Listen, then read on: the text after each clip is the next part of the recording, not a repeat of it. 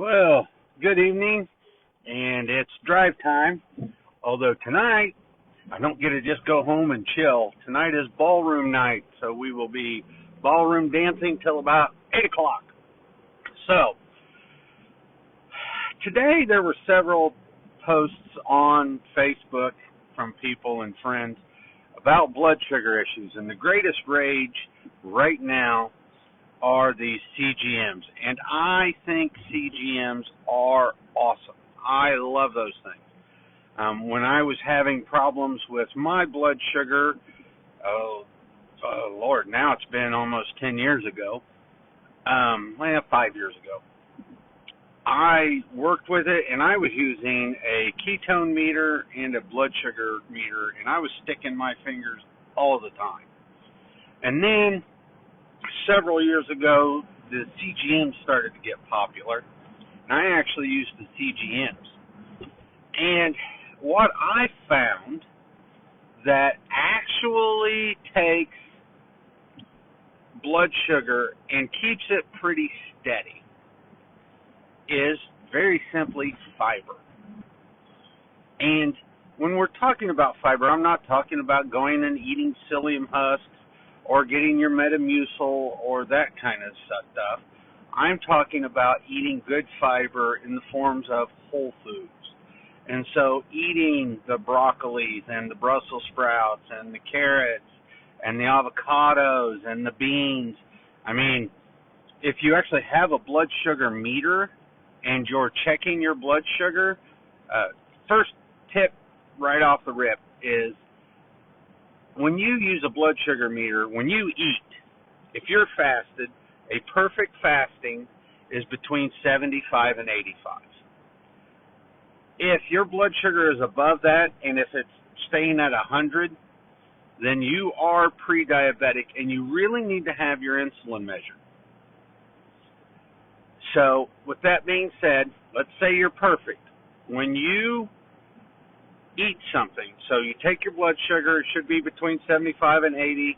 If you've been working out or something, it might be 90. But then what you do is 30 minutes after you eat, you should have reached your peak. And that peak shouldn't be greater than 40 points above what your fasting was. If you're eating and it's going well above that, you really have to pay attention to that spike and to what that food is doing to you, and pay attention to what that food is. Because if you see that pattern repeat over and over, you might actually be sensitive to that food, or your gut just isn't prepared for it.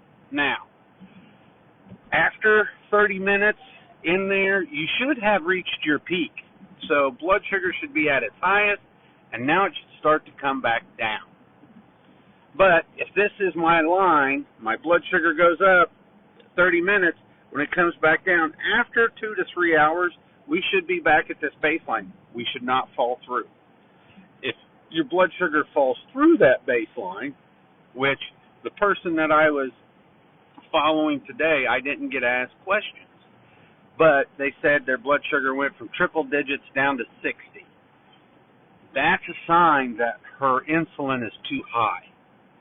So if your blood sugar goes up and then it comes down and it falls through your baseline, then your insulin most likely is too high. You're starting to deal with insulin resistance, and you really need to look at probably doing either carnivore or a ketogenic diet for about 2 weeks, because it really only takes a couple weeks to start to get the red blood cells to turn over and to start getting some sensitivity back in there.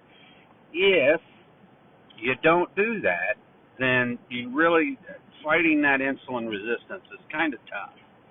But it still can be done.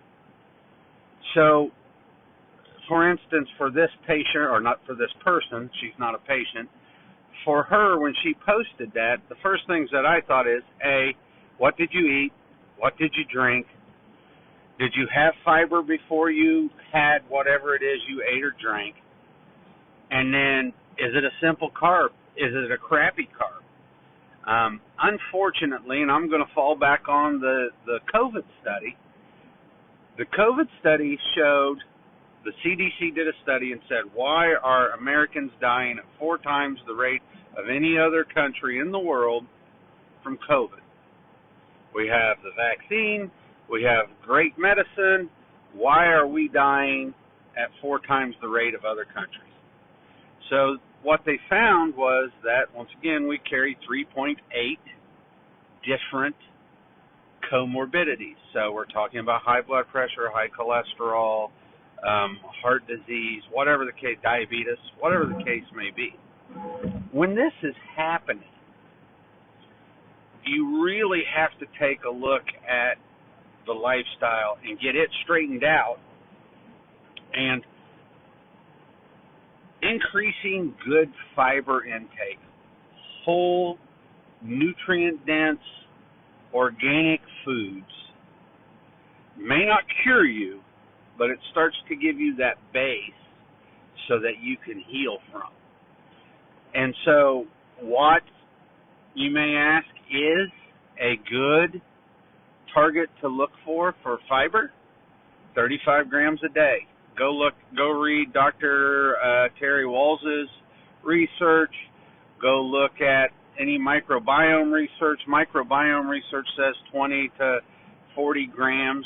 I generally say that 25 to 30 grams I like, but I'm starting to lean more towards the 35 and greater.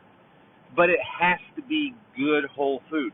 If you're eating good whole food with a good mix of protein and a good mix of fats, then what happens to you is you do not have these swings. The fiber slows the absorption of the sugar into the bloodstream so you don't get spikes. Too much protein can cause an issue because it can stimulate mTOR, and mTOR will then stimulate insulin. So just remember, shoot for that 35 grams of fat, especially if you're going to have like a crappy meal. If you're eating like spaghetti and meatballs, that's going to spike blood sugar. There's just no two ways around it. But if you have a lot of fiber with that, salad, vegetables, roasted vegetables, whatever the case may be, that fiber feeds the microbiome. But like I said, if you're having a lot of issues, then you have to go through a rebuild, and there's just no two ways about it. It's kind of like a car. If you blow up the engine of the car, there's nothing that you can do about it to stop that. You just can't get around replacing the engine. Well, we can't replace the engine, but by golly, we can absolutely start. My car just died. We can absolutely get in there and start to heal the microbiome. We can start to rebuild the bugs that do the short chain fatty acids. We can help the bugs with amino acid transmitters to help with the neurotransmitters and the depression and the anxiety. There is so much to that. So,